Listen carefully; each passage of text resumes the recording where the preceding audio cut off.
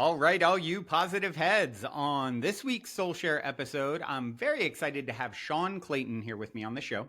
Sean is an abundance alchemist who created the Science of Abundance, a program that focuses on holistic well being and emotional freedom. Uh, Always a topic I'm interested in discussing. So, yeah, welcome, Sean. Super excited to have you here, my friend. Yeah, thank you, Brandon. Thanks for having me. It's awesome to be here. Yeah, when I came across your work, I wrote a book a few years ago called "The Golden Key: Modern Alchemy to Unlock Infinite Abundance," Yeah, and it's something that's near and dear to my heart. This alchemization that's happening, in our community and around the world, and being able to anchor that in some way, shape, or form. So I'm very curious to hear all your codes and ideas and downloads regarding this subject matter. But before we uh, dive in too deep, I'd like to start with my cliche opening question, which Hmm. is this. You're in an elevator. The woman next to you looks over, says, "What's your passion?" You have 10 floors to answer. What do you say? Ooh, that's great. I should have prepared myself for this one. What's my passion? My passion, it changes day to day, right? And as it should, because we're on a journey. Yeah. But what I would say is my passion is this collective ascension of humanity to stop judging our past. Hmm. And in the process of stop judging our past, we have the ability to move in the abundance of our present moment and create from a universal love, not a conditional or judgmental love. Mm, yeah. Man, that's it right there. I mean, this it's so easy to get caught up on the past story Oh, yeah. of where you've been, what you've done, what you've been through, what you should have done. For me, Mhm. is one that gets me a lot. Oh, Yeah. Brandon, hindsight's 2020, and look, yeah, your execution, and that just gets a lot of people. I mean, like I said, that one gets me a lot. So, moving back into the present and just like all of that, knowing Absolutely. that it was necessary for you to have and to step into the next greatest and grandest version of yourself, right? 100%. 100%. Yeah. I always say when we judge things we don't know, and the Yeah. past is for us to be wise, not for us to try to understand, Hmm. not for us to judge, but for us to love. And then we've even, I won't use curse words because I use them often, but we have really effed off the concept of love and what it Yeah. was intended from at the point of creation. Hmm. And it's not this limited definition that we put in Webster's dictionary. It's not this feel good moment that everybody chases after, even though it can feel good. But it only feels good when you let go of the judgment associated with your past. So it's like, Yeah. it's hard to love something that you're constantly looking at in a negative space or you're constantly judging.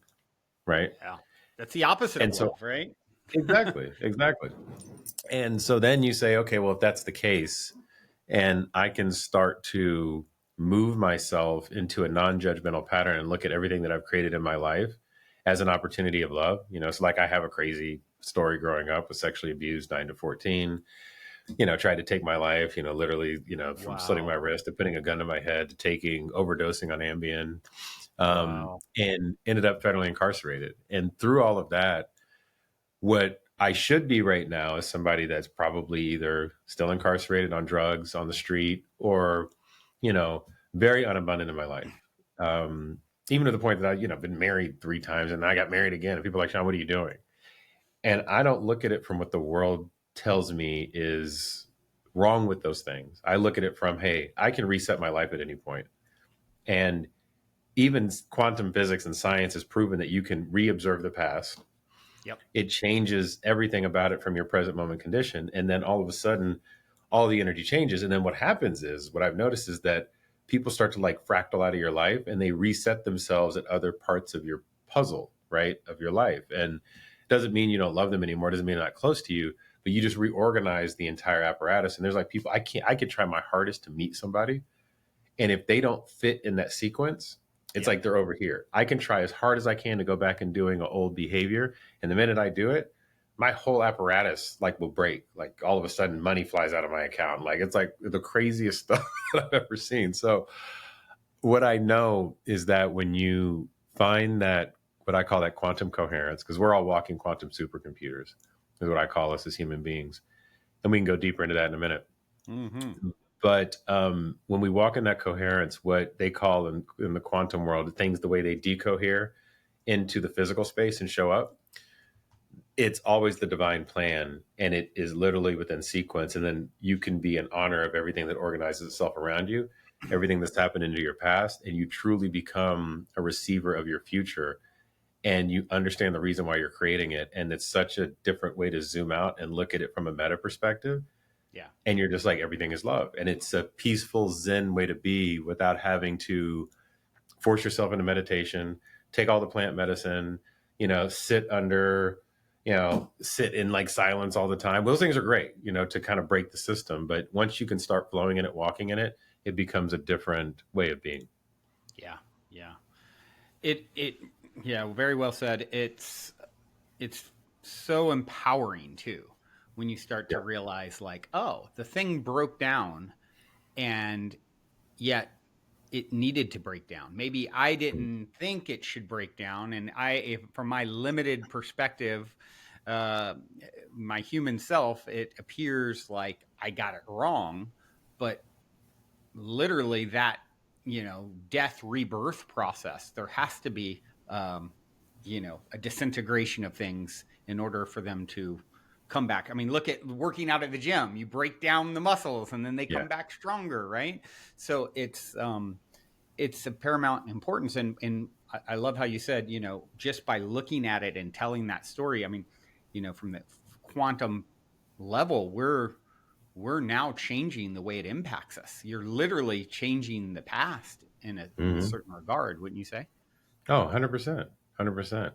Yeah. And there, I mean, I'm such a nerd, it's like, people that I know, they're like, Sean, like they go on my Instagram and they're like, you're such a nerd. And I'm like, I don't see it as nerdy, but Best I'll people get in. normally have some nerdiness. Like it's, in my opinion, a little Yeah. nerd is necessary to be cool in my mind. Oh yeah, yeah. But there's an experiment in 2007. It's a cool thing to Google, by Wheeler, where he took photons, and passed them through a beam splitter. And when you do that, it could take, there's a thing in quantum physics called superposition, right? Yep. Yep. And when we understand superposition within ourselves, it's like at any given point, there's a Schrodinger's cat experiment, all this other stuff. When you understand it, anything is at any potential point at any given time. And at the subatomic level of ourselves, our atoms are either, positive or negative. They're doing their thing. They're just like always going. And it's how we observe them that allows them to show up as they are now. So all the time, literally, if I say, hey, and we know it, and I know Bruce Lipton has a thing where he does some like muscle testing and, do this thing. And it's like, when all of a sudden the entire body starts to change. Or you go to a Joe Dispenza retreat, which I've done 9 of those, which was awesome. Is that all? No, only 9. Yeah, I got caught in that world for a minute. It was great. We could I talk did. about that. I did his meditations this morning. So Yeah, yeah, yeah. And I love him. I breath love work. him. The guy's brilliant. And the way that group observes themselves after 7 days in a retreat, and then observes each other, all of a sudden you have these miraculous healings happen. Yeah. And it's no accident that when you can create that container, you can all of a sudden start to observe the past into a different reality. But to the Wheeler experiment, what he even proved in the beam splitter is that when he turned on the camera, it changed the trajectory of the photon from the past. And so he would turn on this camera, and it would change the way it would go. So he was able to prove scientifically that the way you observe the present moment changes the past trajectory, Yeah. which is crazy, right? Mind bending. Yeah. Yeah, yeah. So they've proven it scientifically, they've proven it metaphysically. Put those two things together, what do we have the ability to do as human beings? And that is like, so when we get, Eckhart Tolle talks about it, we get so caught in the past that we can't ever be present. Well, there's that, but then even more so, what does your current observation look like? And it's not about dreaming from a space of manipulating time so that you can be rich, or you could be this, or you could be that. It's more so looking at it, how can I create for the all, what I call from a state of we, and then through that process start to then help not only my past, present, future version of myself, all of the we atoms of my body, all of the people that I observe in my reality. And then at which point it's such a sacrificial, abundant way of living that all of a sudden the universe starts to snap itself around you, and you become a true alchemist. And that has been the most rewarding part if I say the last probably year and a half of my life, of seeing that come to life in hundreds and hundreds of ways, Yeah. every year. Yeah. Yeah. I think of Saint Francis of Assisi said, many centuries ago, make me an instrument of thy peace. So when you're Mm, offering yourself in that way to like, hey, okay, and that's really where I feel like I'm at in my own journey. So much of my life has been chasing the carrot, yeah. and with business, and I wanted lots of financial abundance since I can walk and talk, and the universe has led me on like a sort of a quite a chase with it, wild goose chase. Like, oh, here you go. Here's $30 million for your company. Oh, hold on, wait, it's gonna implode within hours of the offer, and like it's just like, and I'm at a point now where I realize and I fully get it's like, okay, whatever time I have left, it's going to be in service. Like Gandhi said, if you want to find yourself, lose yourself in the service of others. And I believe that holds true because there are no others. And it is in Mhm. giving that we receive, Right. and so getting to that understanding of like, oh, if I really want the thing for myself, the best way is to give it away to another in some way, shape, or form. Yep. And that's why the service thing is important, because at the end of the day, there are no others. And so um yeah, it's very empowering to get to that point. And if you can then take the past out of the negative judgment around the past, and Yeah. with that to me is a recipe for greatness. Oh, 100%. 100%. And it also, I know you said a minute ago, it's like whatever time we have left. Um, and even they've proven there's no time. So that's a Right. whole other mind. Right. Yeah, totally. Totally. but I'll, Speaking in you know, relative truths here. yeah. I know. But, no, but serious, like, okay, like go Google Gisson 1997. Like they literally prove there's no time. I'm like, oh, Yeah. okay, well, this is nuts. You're So, floating in eternity, my friend.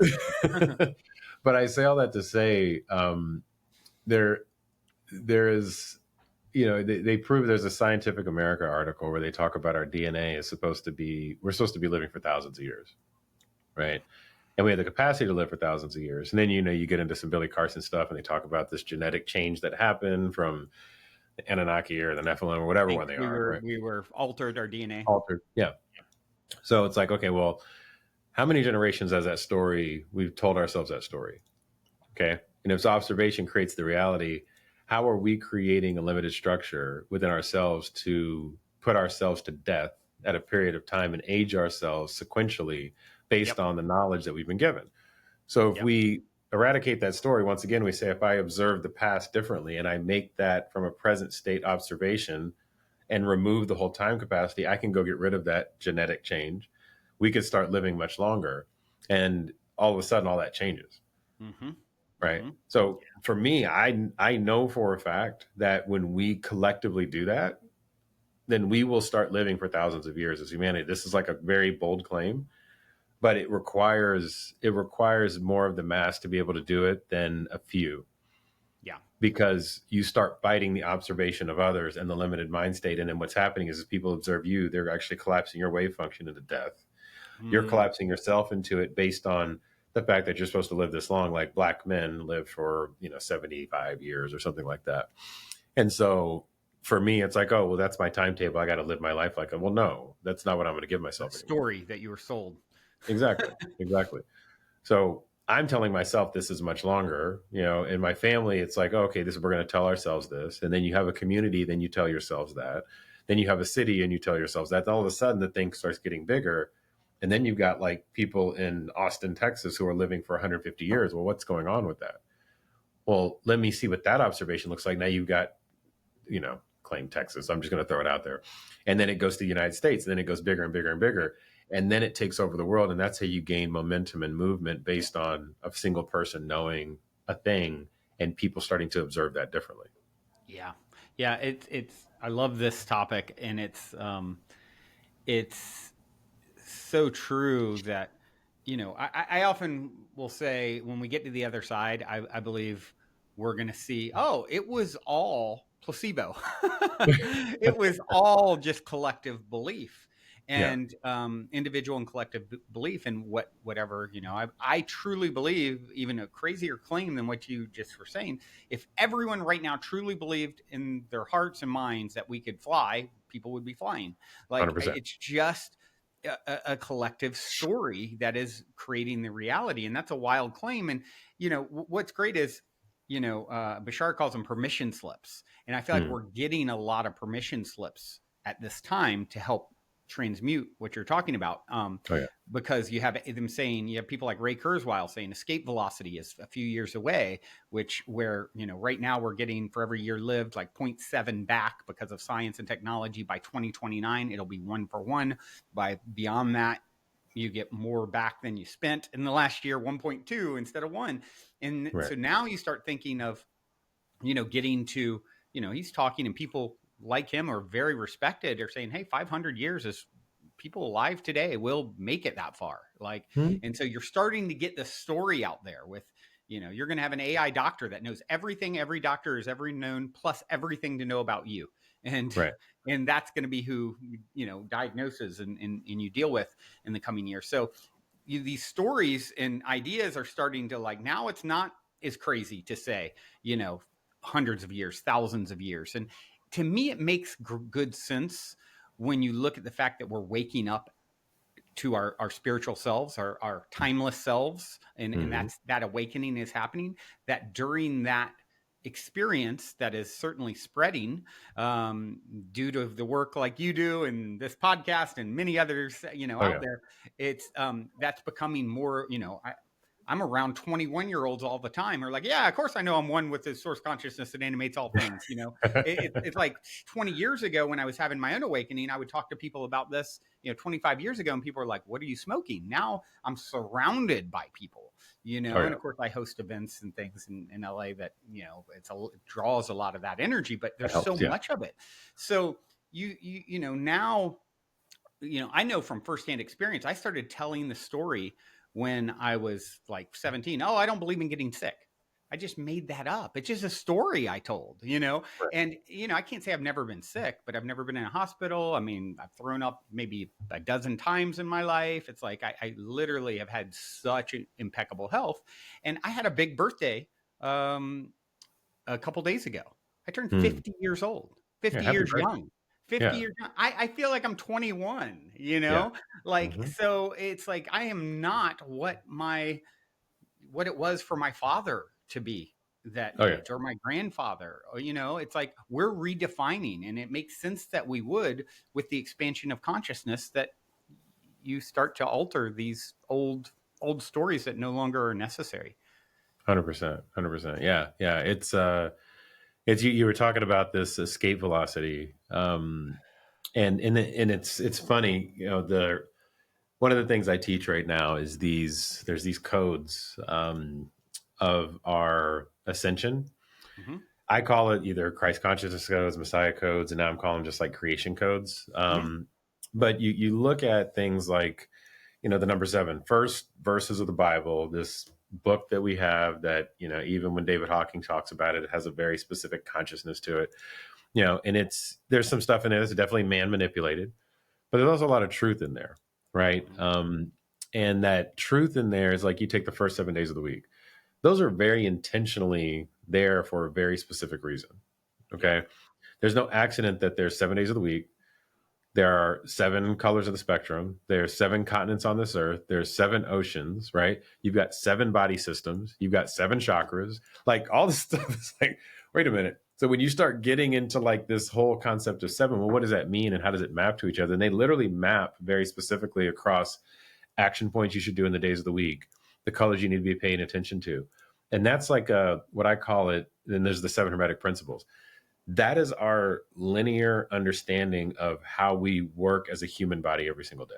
And I have a class where I talk about this, because even in like the Kabbalah, you take the tree of life, there are 7 vertical lines that lead all the way down from Keter to Malchut. And inside of that, you end up in a space to where if you follow those paths from balance to masculine and feminine, you do very specific things each day that gets you down to this. Now, of course, there's other connecting points because there's 10 Spirot and there's 22 other paths that you can go through. But when you understand how all that maps together, that's like the first kind of like peek into what I call these matrix codes or the creation codes that allow you to understand like your physical being on a daily basis, Yeah. right?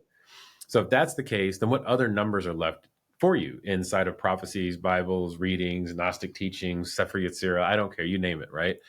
And they all converge at the same thing.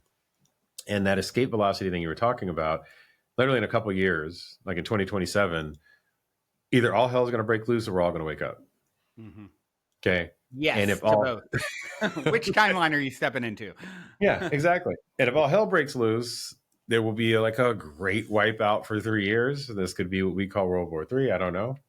And in 2030, there will be a raising and what they call the Messiah coming back, because even like in the revelation of the prophecies that they have that they keep talking about over and over again, it talks about these thing called 40 jubilees, which essentially is like a 2,000 year cycle from the death of Christ, which is in 2030, whether you believe it or not. If it's just the code of 30, Mm-hmm. 33 BC or 33 AD all the way up to now, it's this window that at 2030 we're supposed to have this like coming back, whatever it might be. And that coming back isn't a single person. And even Christ talks about it. It's a collective ascension of all of us. Right. Jesus was a man. Christ is a state of consciousness that Right. will come back and spread prolifically Yep. like it is now. Right. Yeah. Yeah. And so what's interesting about that is that either it will happen to 8 billion people or it will happen to 800,000 people. Yeah. Right. And consciousness will do what it takes, just like the Great Flood or just like all of these other crazy things that have happened, to reset humanity so that we can go down that path. Now, what's cool is we've got social media where we can spread this information. We've got AI where we can accelerate the work so that we can actually step into a present moment and be within ourselves. Like we've got all these tools that we're giving ourselves and gifting ourselves that will accelerate our opportunity for us to ascend this way, but it requires us to truly surrender all of these fear-based constructs. And there's so much in these. So like what I teach now is there's how we do this. What are the codes? What do we pay attention to? What are the actual action steps? What do you do on a daily basis? Like there's each day, this is what you focus on. This is how you say your mantras. This is what you do so that you get out of selfish states and you start moving into we states and you start moving into this thing of helping each other. How does commerce move? How do we move money around?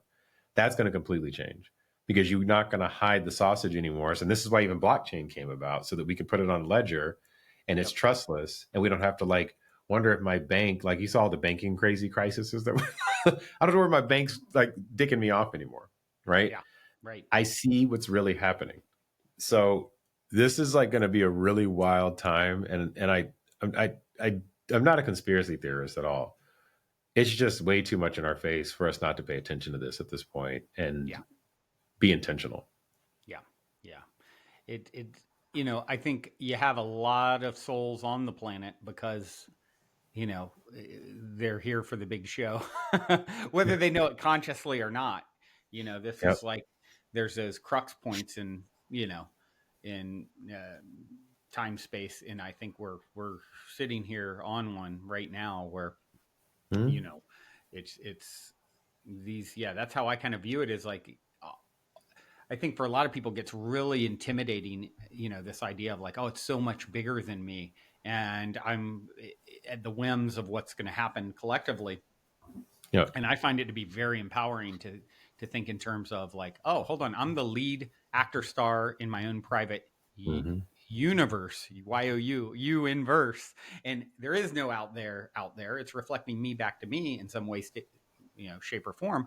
And so all of I think everything is neutral by design at some level, and how we then take our consciousness and observe it determines how it shows up. Yep. Are we going to step into the reality where this neutral thing called AI destroys humanity, or it's the greatest thing that ever happened since the wheel, right? Yeah. And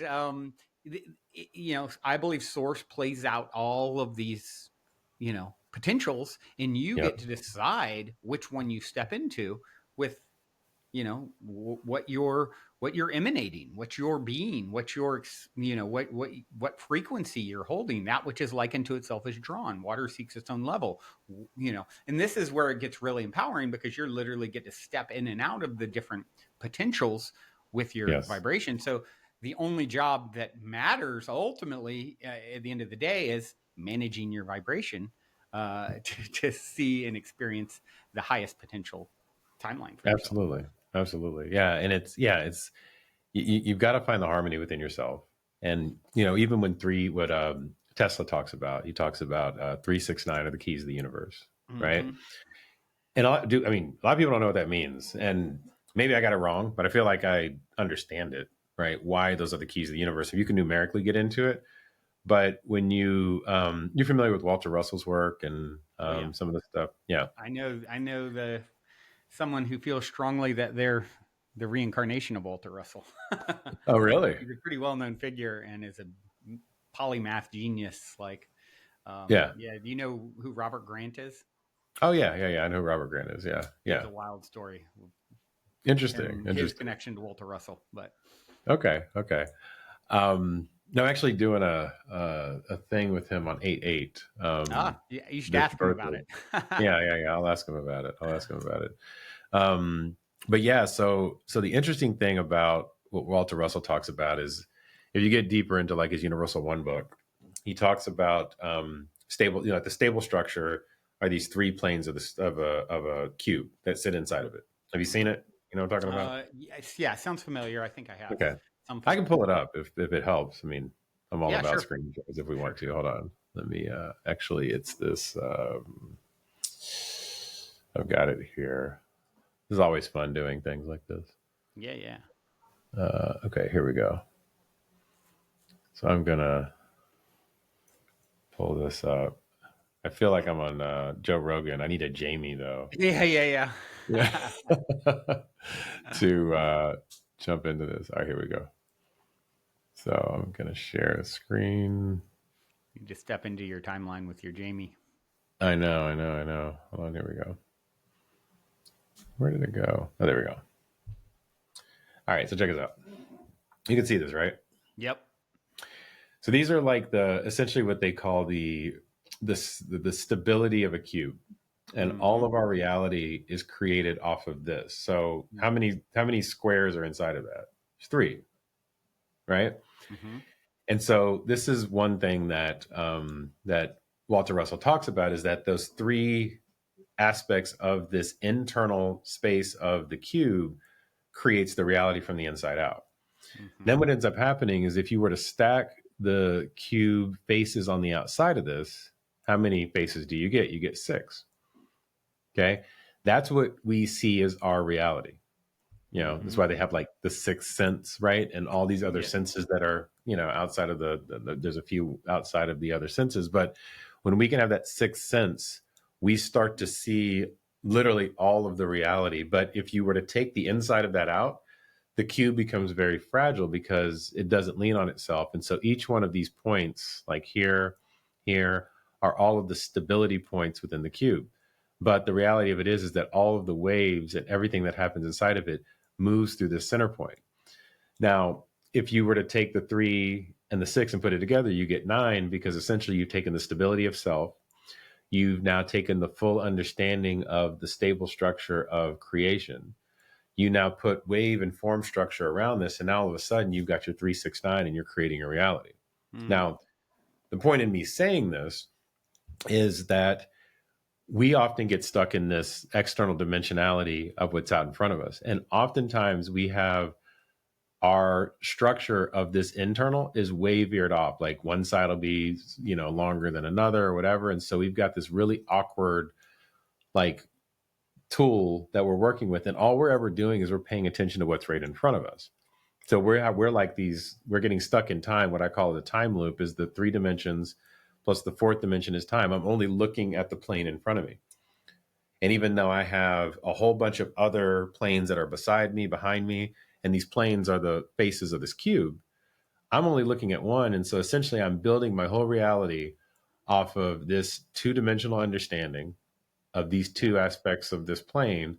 I'm not even going within, I'm not allowing the energy to pass through me. And I'm only paying attention to the face of this cube. Yeah. Okay. And then what happens is when anything else shifts or goes wrong, the face of this cube starts to shake and move. And now my reality is completely disjointed. Yeah. Right. So for us as human beings, the thing that we have to do is understand that this whole, and this is back to these codes that we have and helping people with this, is that you have to understand the planes of existence that live inside of you. And what's even more interesting about this is, Robert Monroe, when they would do their hemisync thing, they would Mm-hmm. take that same box and mentally place it over their head so that they could split the brain, cross it here, get into the pineal gland, and then like do this whole deal. And then they would take that same thing and then throw it out on something outside of them. So I could Mm. take my sphere or my three-dimensional plane and throw it over your head, right? And then essentially it's like you could use telepathy and start communicating back and forth by doing this thing with each other Wow. if you're in tune with it. So this is why like Tesla was talking about this, because if you can master the three, your stable structure of the six becomes real. You understand all of the different aspects around that six and you snap it together, and then you're walking as this ninth dimensional being, which is beyond any aspect of self. And it's a constant, what I call we state of this collectiveness. And when we as humanity do this, that's when we take off like wildfire. It's going to be the wildest thing that we've ever Wow. seen. We'll either do it as a small society or we'll do it as a big society. Yeah. It's up to us at this point. Yeah, that's a really fascinating explanation of that. I'm definitely aware of the Tesla's, you know, quote talking about the 369, but I haven't ever heard it broken down like that. So, yeah, really fascinating share. Yeah, yeah. It's so cool when you see like all of the pieces come Yeah. together. Like you take, like I was studying with this rabbi, the Kabbalah, for quite a few months, and I got all these downloads from the Sefer Yetzirah and the Zohar and whatnot. And then you start reading about Gnosticism, and then you start seeing it there. Then you read it, in Walter Russell's book, and then you pick up a couple of things, and all of a sudden this stuff just starts snapping in. And then what I recognize is when you can math your way into it, and it creates a logical strain, and it's not like kooky talk, like you're just like, oh yeah, I'm pulling something out of the air, and and I mean, of course, you can talk to the aliens or whatever it might be. Mm-hmm. It's just like logical. You can show, here's book 2, book 3, book 4, and here's how this maps together, and then you form your own thesis, and it mathematically makes sense. It's hard to refute. Yeah. Um, and speaking of, some of some wilder concepts around math, etc. I'm curious what you think of the recent Joe Rogan podcast with, oh shoot, Terrence. yeah, Terrence. Yeah, yeah, yeah. What do you think about that? That got a lot of attention, didn't it? Yeah. So, did you know I know Terrence? No, it didn't. Mm. Yeah, so Terrence and I met like 2 years ago, and Uh, a buddy of mine introduced us, and he was wearing that shirt. Yeah, I think he was wearing the square root of 2 shirt. I don't know if he was wearing one time when he goes mm-hmm. to it. I'm like, what are you talking about? And Yeah. of course, in my mind, I'm like, I don't get this. Yeah. And if you read his book, at the end of his book, he's like, of course, it doesn't equal 2, Mm-hmm. right? But it's a thought starter. And Mm-hmm. it's a thought starter because what he's getting at is he's not looking to explain that we need to create a whole new math structure. He's saying when you take units and multiply them times units, Mm-hmm. and even though math isn't that, it's like one time, right? As far as it's in our mathematical structure of Euclidean math. But oftentimes when you go to school, and this is what threw him off when he was a kid, he's like, oh, 5 apples times 5 apples equals 25 apples. Well, 1 apple times 1 apple, because in math class, you do these exercises. It's not 1 apple 1 time. Yeah. They explain it to you as it's 1 apple times 1 apple. And you're like, well, how the hell does this apple eliminate that apple? Yeah. Right. Okay. That's what he was getting at, is I that it's less about taking the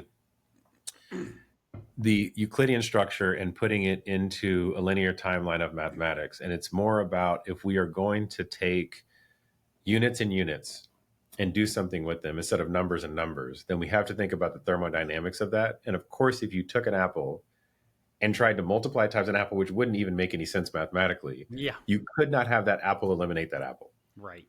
Right. And then And even therefore, in you have that, 2 apples. right, or you have 2 apples, right? Yeah. Right. Yeah. Yeah. And even in that, if you were to do that, and then you said, okay, well, it's inside of the apple, well, there's seeds, right? There's, let's say, Mm-hmm. 6 seeds in an apple. And I were to do that, well, now all of a sudden I take 2 of those and I've got 36 seeds if I were to multiply what's inside of the apple. So that even throws it off even more. Right, right, right. So that's what he was getting at, is to provoke the thought and to not say that it's less about the multiplication. And even in Walter Russell's book, he talks about it's a dividing process from the one. Mm-hmm. And the illusion of multiplication looks more, the illusion, multiplication is an illusion that is really division divided out from the one. So if I take the one and I start splitting things out, all of a sudden I start to get multiplication from Mm-hmm. the source of one. Yep. And that is what he was looking to get us to pay attention to, by creating enough stir off of this concept to say, well, let me poke my head into what he's talking about and work to disprove it, so that at least it stretches my mind. And then I create a thing called entropy so that new thoughts can enter. Yeah. Right. Right. Yeah. That was his intention. Mm-hmm. And him doing that to himself, he was able to come up with linchpin and all these other things, which actually linchpin is a real legit thing. Um, and the thing flies and does all kind of crazy stuff. So it works and is very functional. Um, but that got him to, like, in the Eric Weinstein episode, where, there's a baby in this bathwater, and it Oh. actually is a real thing, and it makes sense, right, mathematically. So let's lean into that discovery versus completely discrediting him because he came up with a concept that was a little bit esoteric, that is opening people's minds. Right. Right. Yeah. No. That makes really good sense. Um, I saw something recently that you just made me think of. I was looking for the guy's name, and I'm trying to may know him. But I had a kind of a cool synchronicity. Um, and it ties into the Christos line supposedly as well, and how we split off from source. So I have like a lot of crazy synchronicity with my birthday, which is 7/28, and Okay. it's my dad's birthday and Oh, wow. his grandmother's birthday, uh, my great grandmother. Her mother died on that day. Oh, wow. Ex business partner and villain in my hero's journey tale in my book that I referenced earlier. His baby mama and grandmother, July 28th, and I'll share one more. There's so many pieces to it, but one of the cool ones is I met a girl on July 28th, 2012, and it led to my last three partners, including my current, because she was there with a girlfriend, and all three of her best friends have been my partner over 12 years. I Oh, always say wow. she's my dealer, but the first one, her boyfriend before me, um, his name was Anson, and all my relatives are from Anson, North Carolina, with that birthday. Yeah. And her Anson committed suicide. Guess what day? Mm. On And, seven. and there's Wow. like 10 more. I mean, I stopped telling the whole story. It's so, layered, and it keeps going and going and going. So I had seen this the other day, something that I've always wondered, like, what is, I want to hear the juicy, is it a past life thing? Is it something? And one time I had an intuitive on the show, and I asked her to like, she said she'd tap in and try and tell me something about it. So I got excited, and Yeah. she came back with, "Oh, you're just going to keep seeing it as a signpost." And by the way, I found this article in England where they tried to figure out the best day to be born, and this was the result. And I'm just like, it's like the universe making fun of me. What a dumb concept. Like, how Yeah. is Yeah. there Yeah. a best day? But I saw this guy, and he talked about breaking how things are structured. And I'll look here in a minute, and you might, like I said, you might know him, but he said basically we split off from the one, and then into 12 um, oversouls, Hmm. and then he called it like the Christos line. Those oversouls then each have 12 souls, Mm-hmm. and then those 12 souls each have 12 avatars.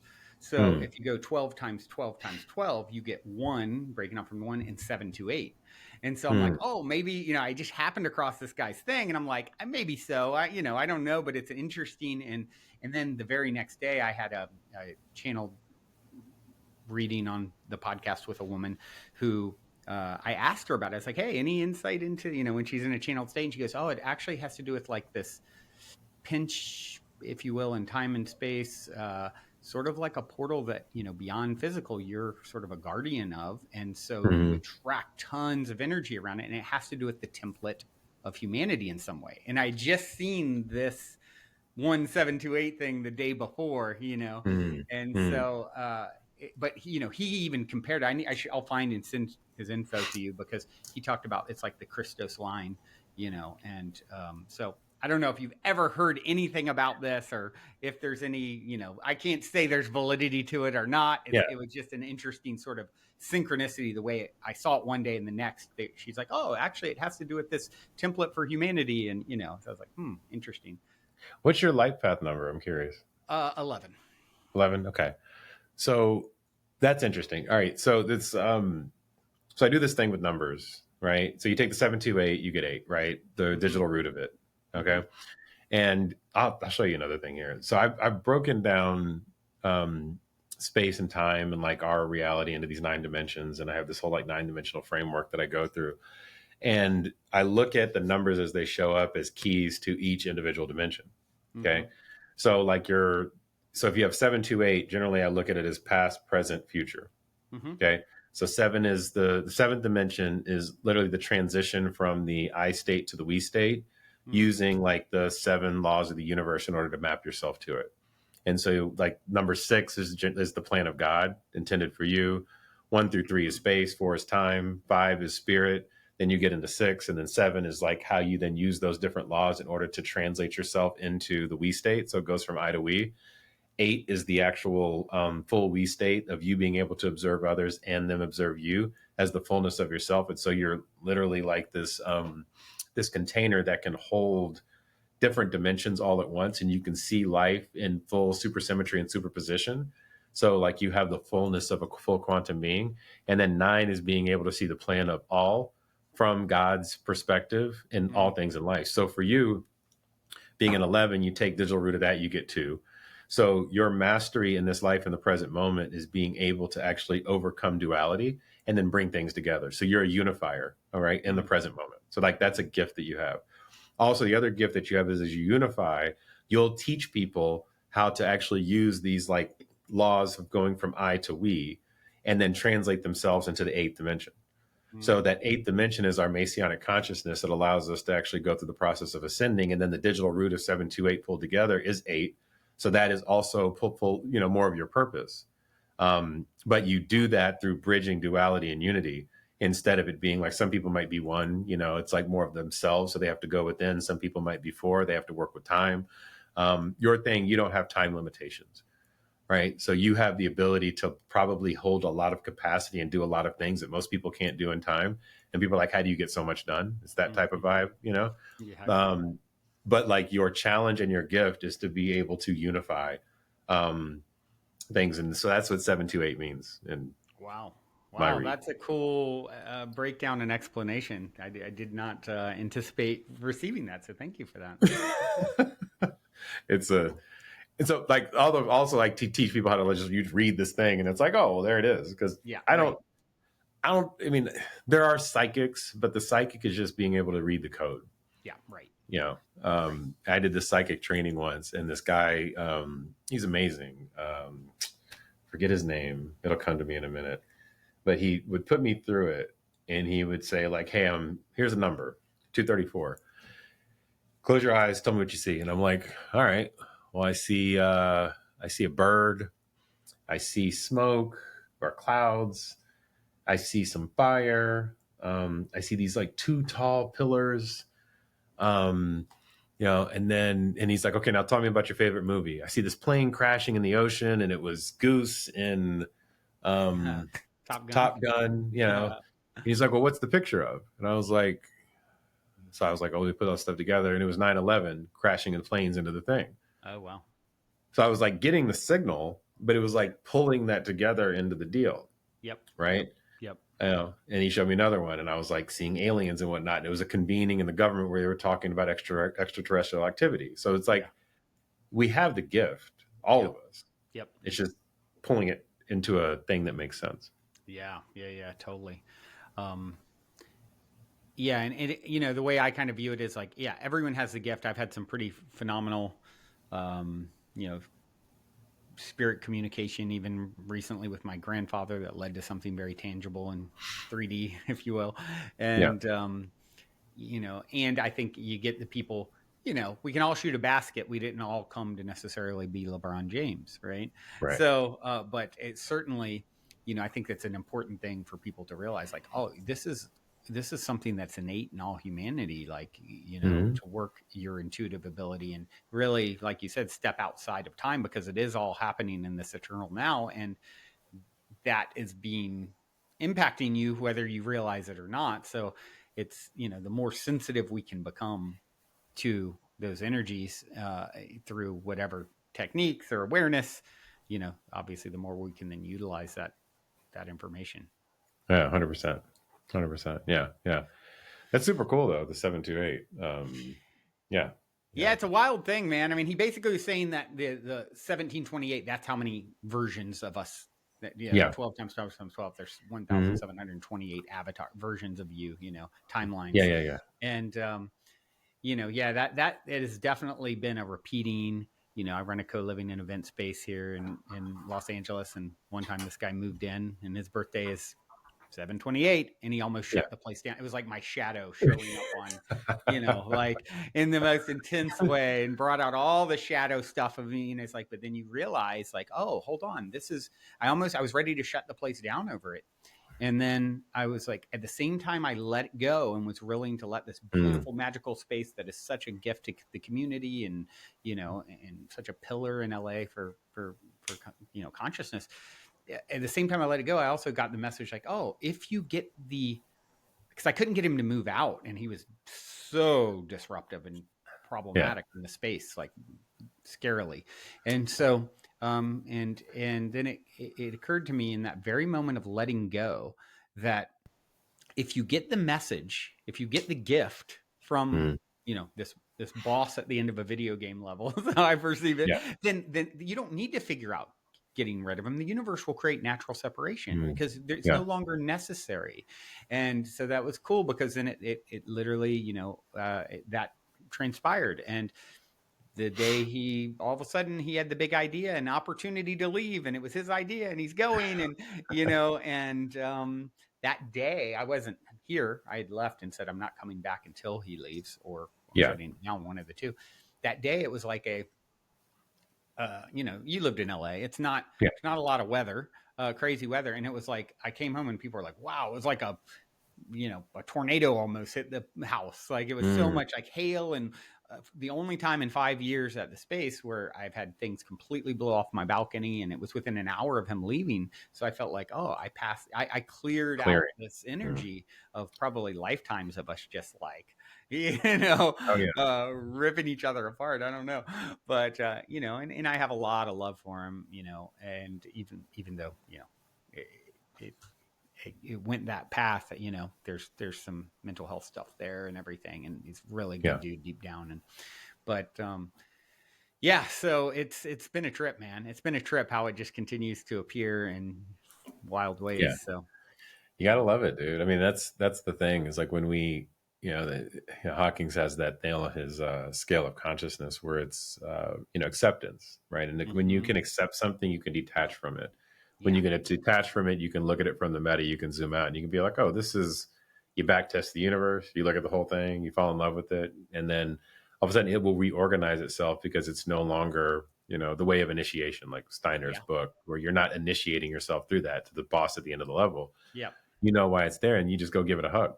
yeah, You right. know? Yeah, Invite your demons to tea. exactly, exactly. And that's what I talk about. Where I say, go give God a hug, right, when things Mm, are rough, because the reality of it is that if we believe there's a deity or a all or a source or a God, that God created everything from the good to the bad, whatever we want to judge it as, this thing we call Satan or the devil, all of it. And when you even move past trying to overcome the demons and Satan and you just start falling back in love with all of God's creation, it will renormalize itself back into quantum harmony so that when it does go through that decoherence process or it drops into your physical reality, it mm-hmm. is nothing but the intention of source. And then you accept it and then it just moves right by you. It's like water off a duck's back. It's easy. Yeah, Yeah.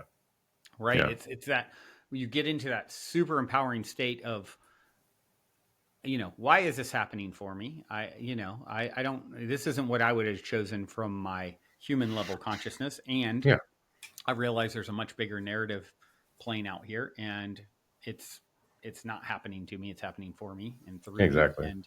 And so there's nothing else to do other than to get on the side of it to the best of my ability. Yeah. And yeah, and that surrender piece is a really big one. I think of a story with Oprah Winfrey. I remember hearing years ago where she talked about she really wanted to be in the movie The Color Purple. This is Hmm. way back early in her career. I think that was in the 80s or 90s or Oh, yeah, something it was like 80s. that. Yeah. Yeah, and and she, after, like, 6 months, and she sort of auditioned for it, and she hadn't been in a bunch of movies or anything at that point. Like, she was just like, realized, like, okay, I'm not hearing anything. I'm probably, it's not. I need to let this go. This huge desire. And she was talked about being on like a treadmill at the gym or something, and she cried and like let it go and released this thing she wanted so badly. And within moments of doing that, they came over and said, "Hey, you have a call," and it was Steven Spielberg offering her the role. And it's like, Yeah. it's in letting it go that, if it is indeed right for you, like you maybe thought it was, that it can Yeah. actually come through. 100%. 100%. And it's once you get to that point, it sounds like I was people think it's not arrogant to say, but it's easy. Yeah. It's easy. Nothing here on this earth was never meant to be hard. We only make it hard because we say, okay, you know what? I'm gonna take my generational trauma and make it a reality. I'm gonna take the fact that I was black and I've got a chip on my shoulder and I'm gonna make that a reality. I'm gonna Yeah. take the fact that, you know, my father, wasn't the best dad or this, and then I'm gonna parent my son in an alternative way that completely shifts the pendulum and makes my son crazy and me. And it has nothing to do with that. you know, Right. it is truly it's going back into that, that little shape that we just showed. Go to the middle of that and get the answer Yeah. because it's there and it's every, they talk about, was it the Kabbalah or the Emerald Tablets, one of those. Oh, yeah. Yeah. Yeah. It's what it's not. So Hmm. once you realize what it's not, then you find what it is. Hmm. Right. Yeah. And that's that center to the middle of self. And then just being able to channel in the divine. And then it just starts to drop right in. And when you do that, it's just flow and you're going to fall out of it. And then it's not being in shame when you fall out of it because it's like, oh, well, there it is. Isn't again. Let me go back to what is because you know what it Yeah. feels like when it's off. Right. Yeah. Right. Yeah. Right. Yeah. Well Yeah. said. Um, so one of the things I always like to do on the show is sort of a regular go-to. I love to hear stories of synchronicity or serendipity or a positive paranormal story or something, something just inspiring. So just wondering if you have any sort of, when I give you that prompt, any sort of fun story time that comes to mind. Oh, I mean, there's tons now. Yeah. They're Yeah. actually, they're so ridiculous now. Yeah. They I'll use can be so ridiculous. it was just like I was like, oh, okay. I mean, well, I'll use the first one that I ever really paid attention to. So this was, my I'll say my life was like in super shambles when I started on my spiritual path, and Hmm. I mean, we're always on it, but when I was aware of it, and Hmm. I started, my fiance, now wife, she opened me up to meditation, and I started. She got me into Sadhguru, and then that like really didn't work for me. And then I got into Joe Dispenza stuff, and I went super deep. And then it was COVID, and I was running a marketing agency. I still have a marketing agency, and at the time, like nobody was doing marketing because it's COVID, right? And Yeah. so Yeah. it's like, Yeah. well, people are spending money on other things trying to conserve their business, and I was just going broke, and I'm living between in New York, and going to visiting my son in Dallas, and it's just this whole crazy thing.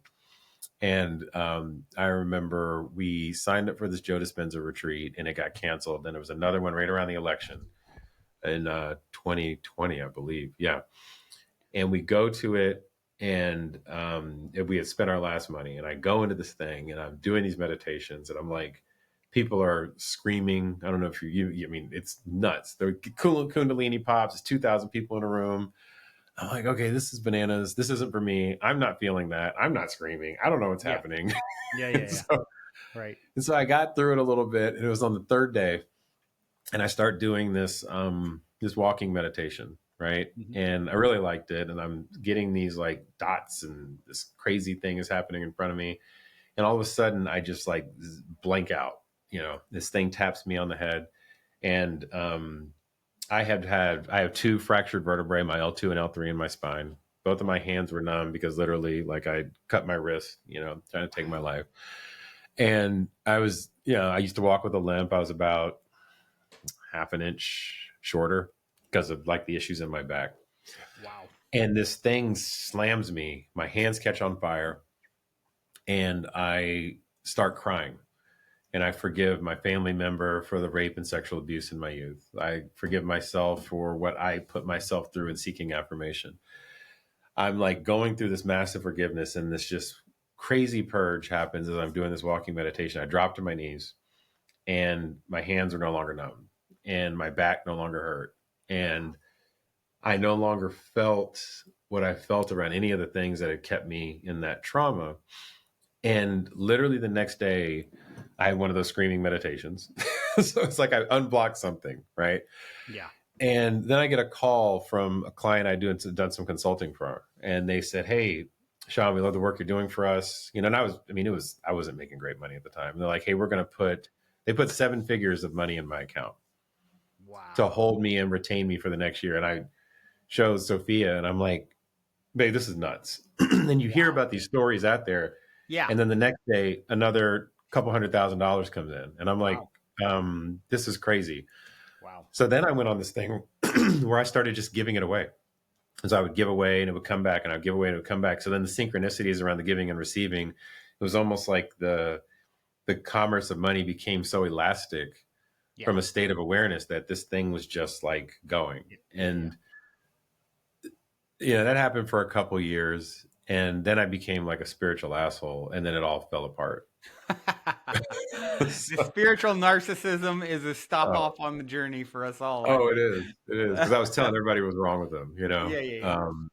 But that synchronicity was really beautiful to see it as a miracle. And even what's even more interesting, in there's 2,000 people, and I had put my name into a raffle to win like a free retreat again, and I freaking won the retreat. And I stand up, and then Joe was like, "Hey, Big Sean called me out, and was like, I saw your breakthrough on the beach the other day. I just wanted you to know I'm super happy for you." Like, called out in front of 2,000 people. Wow, cool.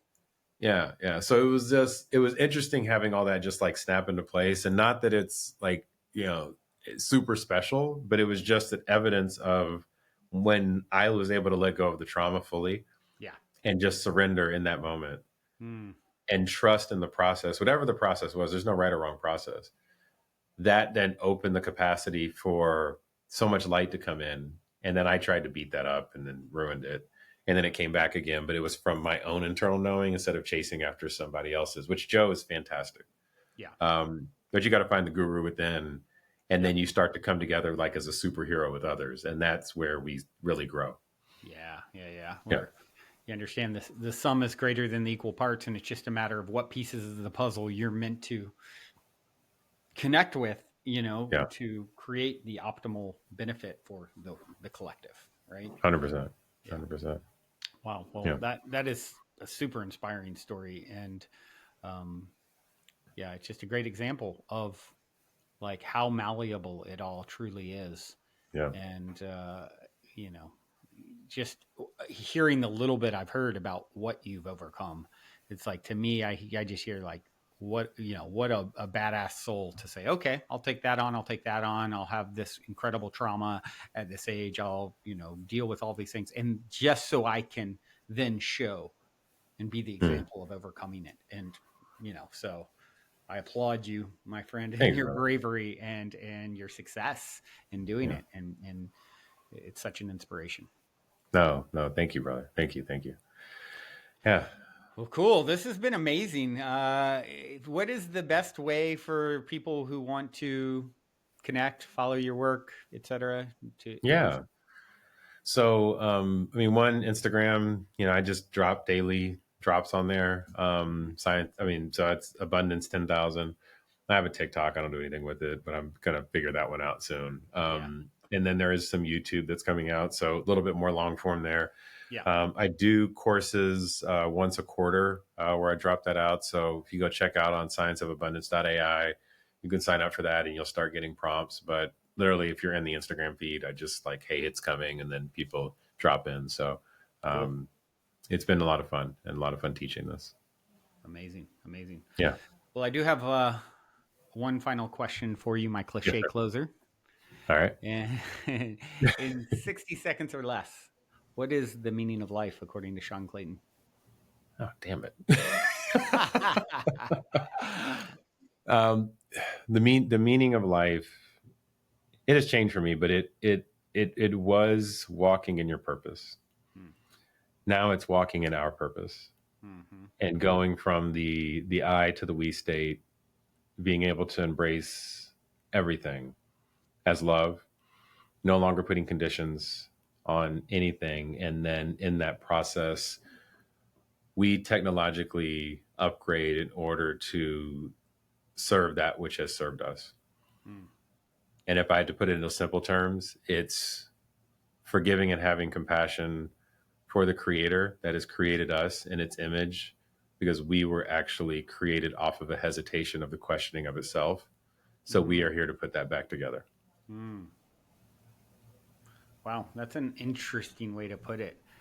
Um, Created off of the hesitation when it was questioning itself.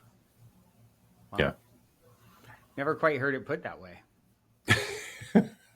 Powerful, powerful.